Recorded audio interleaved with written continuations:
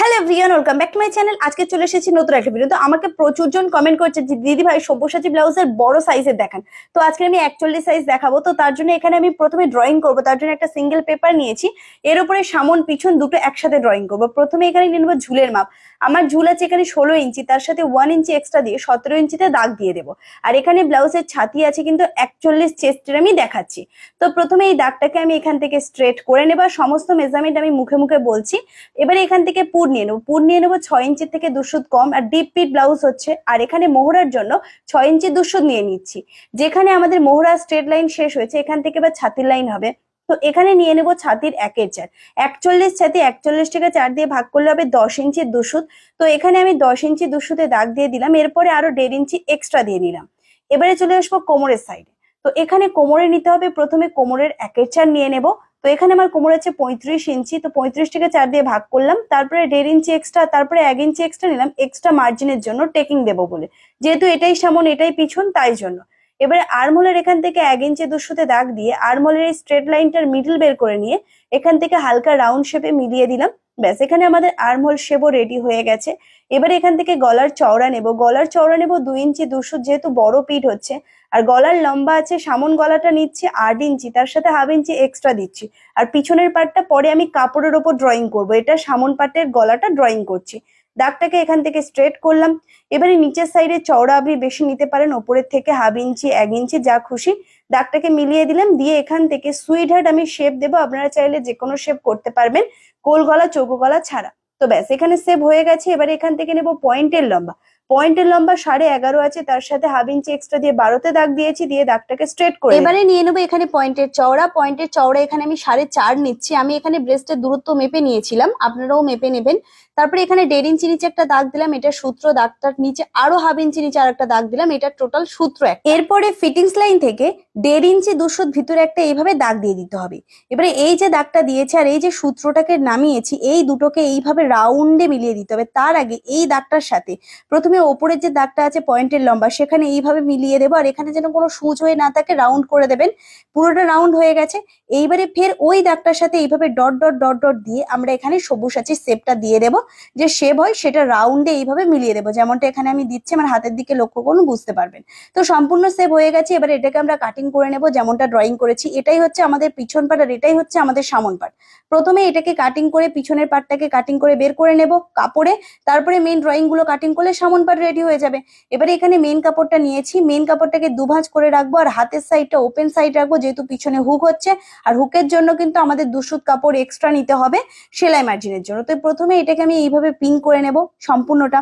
তো এবারে এখানে 2 সুত এক্সট্রা নিয়ে নেব আর তারপরে পুরোটা কাটিং করে নেব। আর যারা এখন অব্দি আমার অনলাইন ব্যাচে ভর্তি হননি, আপনাদের জন্য গুড নিউজ আছে। জুন মাসের 5 তারিখ থেকে কিন্তু ব্যাচটা শুরু হয়ে যাচ্ছে। মাত্র 2000 টাকা ফিস আছে, 3 মাসের ক্লাস আছে। আর মেয়েদের A to Z সবকিছু শেখানো হচ্ছে। এখনো সময় নষ্ট না করে ঝটপট ভর্তি হয়ে যান। এই নাম্বারে ফোন করে ডিটেলসে জেনে নিতে পারেন। আর কয়েকটা দিন কিন্তু বাকি আছে। তো এখানে দেখুন আমি সম্পূর্ণ কাটিং করে নিয়েছি, যেমনটা আপনাদের দেখিয়েছি। এবারে এখানে আমি গলার শেপটা দিয়ে দেবো। তো এখানে যে চওড়াটা নেব, চওড়াটা কিন্তু আমি এখান থেকে না নিয়ে অপর সাইড থেকে, মানে লাস্টের সাইড থেকে যতটা আছে আমি পুরোটা নিয়ে নিলাম। সামন থেকে কেন নিলাম না, তার কারণ 2 সুত যে এক্সট্রা নিয়েছি ওর জন্য বড় হতে পারে, ওই জন্য। এবারে এখানে আমি গলার লম্বা মানে পিঠের লম্বা 12 আছে, তার সাথে 1/2 ইঞ্চি এক্সট্রা দিয়ে 12.5তে দাগ দিয়ে দিলাম। তো এবারে ওপরের যা চওড়া আছে, আপনি চাইলে নিচের চওড়া সেম টু সেম রাখতে পারেন, অথবা 1/2 ইঞ্চি 1 ইঞ্চি বাড়িয়ে রাখতে পারেন।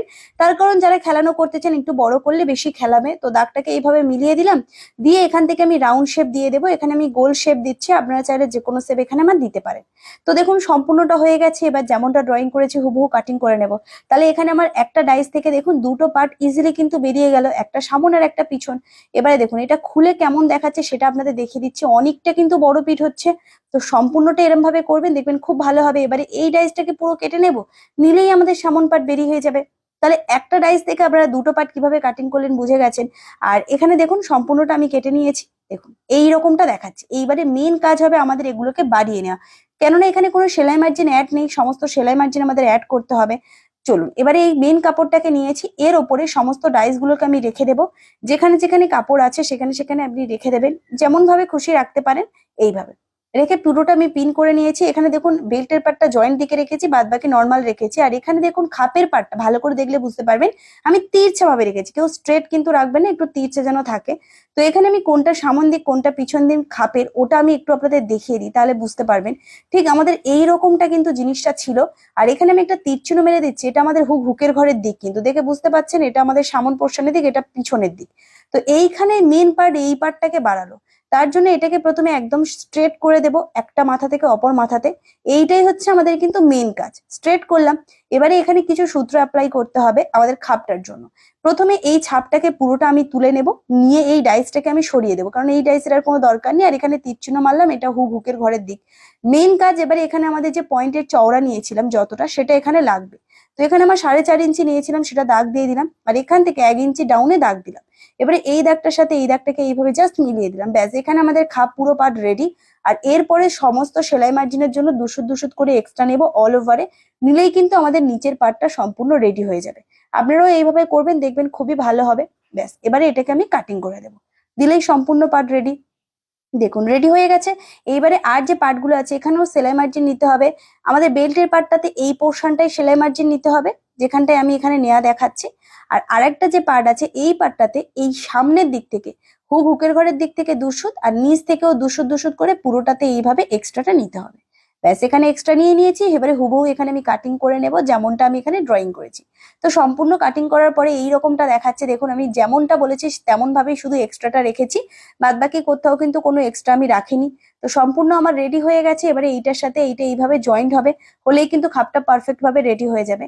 এবারে আমি হাতাটাকে আপনাদের কাটিং করে দেখাবো যে কিভাবে হাতাটা কাটিং হচ্ছে। তো এটা সম্পূর্ণ বুঝে গেছেন। চলুন এবারে হাতার জন্য এখানে আমার যে এক্সট্রা কাপড়টা আছে এই কাপড়টাকে প্রথমে এখানে আমি 4 ভাঁজ করে নেবো। 2 ভাঁজ করা আছে অলরেডি, আবার মিডিল থেকে আরেকটা ভাঁজ করে দেবো। এইভাবে দিলে এটা 4 ভাঁজ হয়ে যাবে। এবারে এখানে আমার হাতের সাইডে জয়েন্ট সাইড আছে, অপরটা ওপেন আছে। জয়েন্ট সাইড থেকে হাতার লম্বা নেব, হাতার লম্বা এখানে আছে 11, তার সাথে 1 ইঞ্চি এক্সট্রা দিয়ে 12তে দাগ দিয়ে দিলাম। এবারে দাগটাকে প্রথমে এখানে আমি স্ট্রেট করে নেব, এইভাবে স্ট্রেট করলাম। এবার এই স্ট্রেট দাগ থেকে 4 ইঞ্চির নিচে একটা দাগ দিয়ে দেবো। এখানের একটা মেজারমেন্ট হবে, সেখানে হবে মোহরার হাফ। আপনার যা মোহরা হবে তার হাফ করে নেবেন। আমার এখানে মোহরা প্রায় 18-র একটু বেশি, তারপরে 1.5 ইঞ্চি এক্সট্রা, আর নিচে মুহুরির হাফ, তারপরে 1.5 ইঞ্চি এক্সট্রা। এবারে এই দুটো দাগকে এইভাবে মিলিয়ে দেবো। ব্যাস মিলিয়ে দিয়েছি। এবার এখান থেকে এইভাবে রাউন্ড শেপ দিয়ে দেবো একবার, আর ভিতর থেকে একটু 1/2 ইঞ্চি তালপাটও কাটিং করে নেব। নিলেই আমাদের সম্পূর্ণ হাতাটাও রেডি। এবারে এটাকে আমি কাটিং করে নেব। খুবই সহজে আপনারা খুব কম সময়ে এটা করতে পারবেন, আর খুবই ভালো ফিটিংস হয়। অবশ্যই আপনারা তৈরি করবেন। সম্পূর্ণ হওয়ার পরে এই রকমটা দেখাচ্ছে, আর পুরো তৈরি করার পরে কেমন দেখাচ্ছে আমি দেখিয়ে দেবো। আর স্টিচিং আমি আগে অনেকবার দেখিয়েছি, আমার চ্যানেলে অলরেডি আছে, আপনারা দেখে নেবেন। আর পুরোটা রেডি হওয়ার পর ঠিক এই রকমটা দেখাচ্ছে। তো কেমন লেগেছে অবশ্যই জানাবেন, ভালো লাগলে লাইক করবেন, পেজটি ফলো করবেন, সাবস্ক্রাইব করবেন। টাটা।